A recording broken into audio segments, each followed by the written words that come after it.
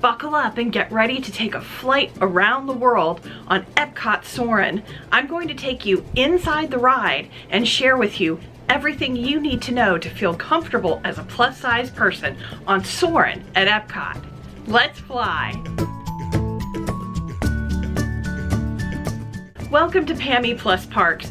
I'm Pammy, your plus-size fairy godmother, bringing you all the magic Disney and Florida has to offer plus-size people. And just like any good fairy godmother, I always have lots of advice to share with you. Today I'm going to take you on Soarin'.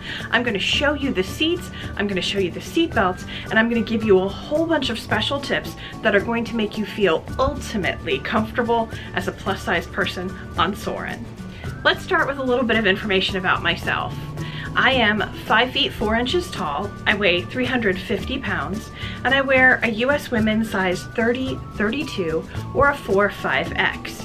Hopefully that information is going to help you decide whether or not this ride will work as well for you as it does for me. I do find this ride to be very plus size friendly, but there's a few little extra bonus tips that you're going to want to know about that are going to make the ride even more comfortable.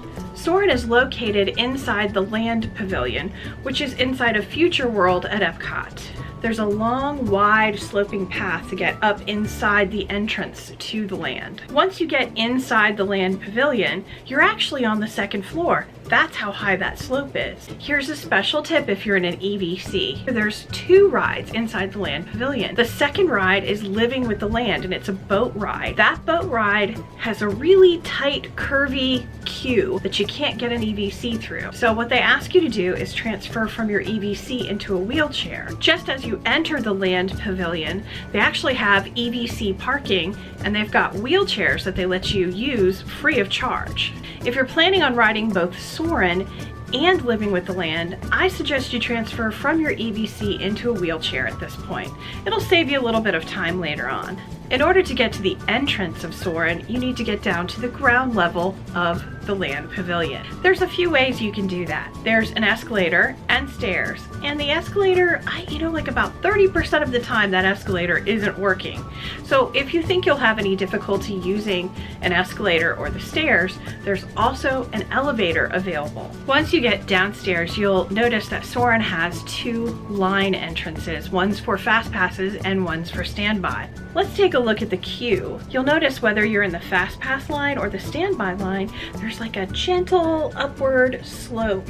While you're waiting in line, you can actually take advantage of a trivia game. There's large screens along the queue that give the website address that you can go to play along. Personally, I don't like to play the game because it's a time for me to engage with my friends or my family. In this case, I was with my husband Mark, and we were able to have a fun conversation with each other and with the people around us. As you near the end of the queue, there are some billboards up that show you the scores of the different people who've been playing the game. So if you've been playing along, you'll get to see how you rated.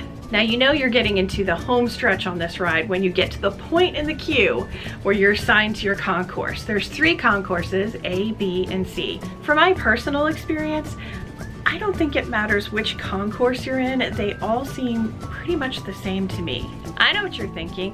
Pammy, when are you going to show us the seats and the seat belts and let us know if we're going to fit on this ride?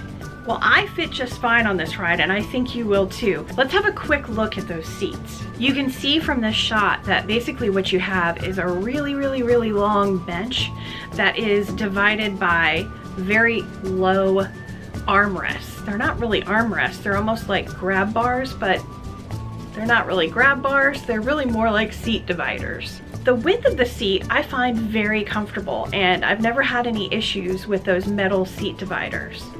I think it helps that they're open on the sides. However, when I'm sitting in the middle of the row, I feel like I'm encroaching on other people's space because of my size. So one of the things I do to feel a little bit more comfortable and relaxed is to ask for a seat on the end of the row. In my opinion, it doesn't matter which end of the row you sit on, whether you're the first seat or the last seat, but if you're on that end seat, you just have that extra bit of room to feel relaxed.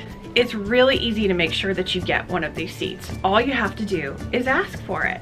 What I like to do is I wait until the cast member approaches my group and asks how many people are in my party. At that point, I just pipe in and say, There's 3 of us, and I would really like to sit on the end if possible.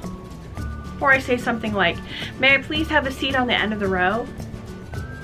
It's that simple. You don't have to go into detail or explain at great length why you would like to have the end seat. They're just happy to give that to you if you ask for it. All right, let's have a look at me boarding the ride. Here I am walking along. Oh, my best side, the back side. Oh.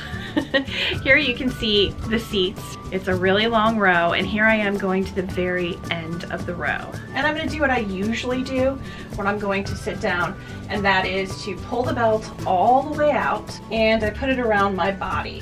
One thing I should note about this is that this belt was actually one of the shortest belts I've ever had on this ride. Normally the belts on Soarin are like 6 to 10 feet long, but in this case, because the belt was a little shorter, I actually sat on the edge of the seat and then buckled myself in. Let's take a look at that. Now, one of the reasons why I like to try to plug in the belt before I actually sit down is on this ride, the receptacle to plug the belt in is pretty much underneath your booty, and it's hard to reach. If you sit all the way back in the chair, you're struggling to move your body so that you can buckle the thing underneath your hiney. What I did in this case was to sit on the edge of the seat, plug in the buckle, and then I scooted back.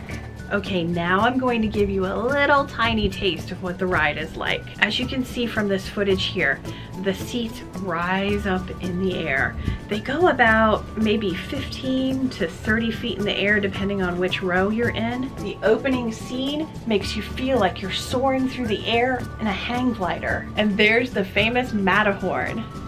Tilted the camera up here, you can see the other row above us. You can see their feet dangling. Your row will gently tilt, gently move like this, along with what you're seeing on the screen in front of you, to kind of really make you feel immersed. And the screen is a giant screen that almost it kind of goes, not really surrounds you, but it kind of comes out a little bit. It's like a round bowl. You feel like you're in the middle of the scene. Okay, here I'm showing you how the ride comes back down to earth after taking you on a trip all around the world. It does really feel like you've gone on an international hang gliding trip. I know, you were hoping I was going to show you the entire ride, but no, I'm not going to do that. You have to go to Epcot, and you have to go to the Land Pavilion, and you have to get on Soarin and experience it for yourself. This video that I've captured for you is not going to do the ride justice. You have to experience it for yourself, and I don't want to give too many things away. Thank you so much for joining me today on Soarin. I hope that the tips I gave you will help you feel extremely comfortable and relaxed riding Soarin. It is one of the most peaceful, relaxing, and yet exciting and stimulating rides that Walt Disney World offers.